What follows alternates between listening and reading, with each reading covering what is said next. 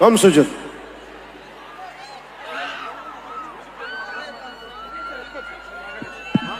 మాట్లాడేచ్చా? ఒక అభిమాని, అది కూడా మామూలు అభిమాని కాదు,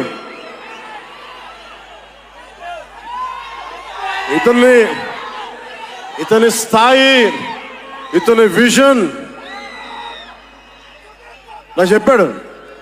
జానీ సినిమాని చూసి ఆ హెడ్ బ్యాండ్ కట్టుకొని ఒక 4 రోజులు తీయలేదు, వాళ్ళ అమ్మగారు తిట్టి దాచేశారంట. ఆ పిచ్చి పట్టుకుంది. సినిమా తీయాలని చెప్పి సాహో సినిమా తీసిన తర్వాత త్రివిక్రమ్ శ్రీనివాస్ గారు, సుజీత్ అని ఒక యంగ్ డైరెక్టర్ ఉన్నాడు, మీరు చేస్తే చాలా బాగుంటుంది అని నా దగ్గరికి సుజీత్ని పరిచయం చేశారు దానయ్య గారి ద్వారా. సుజీత్ ఎక్స్ప్లెయిన్ చేసేది తక్కువ, మనకి చేసేది ఎక్కువ. కథ చెప్పేటప్పుడు ఎలా ఉంటుందంటే ముక్కలుగా చెప్తాడు.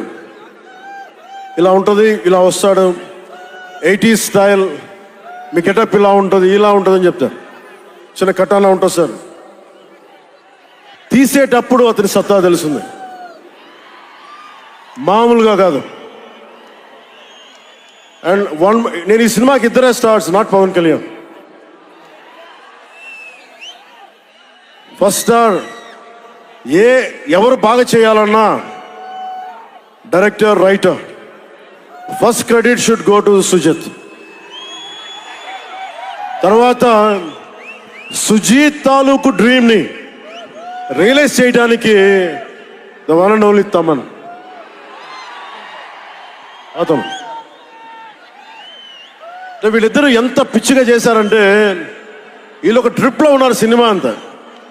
వీళ్ళ ట్రిప్లో నన్ను కూడా లాగేశారు. ఎలా లాగారంటే నాకే తెలియదు. నేను డిప్యూటీ సీఎం అని మర్చిపోయాను నేను ఈ రోజున.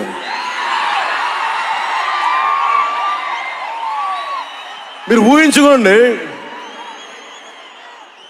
ఒక డిప్యూటీ సీఎం ఇలా కత్తి పెట్టుకొని వస్తే ఎవరన్నా ఊరుకుంటారు చెప్పండి? సినిమాల్లో కాబట్టి చెల్లిపోయింది.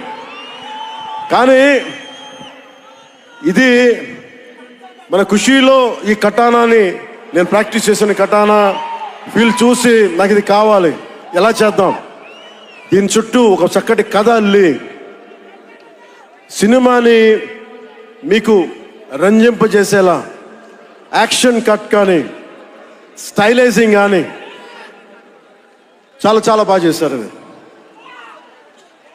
అలాగే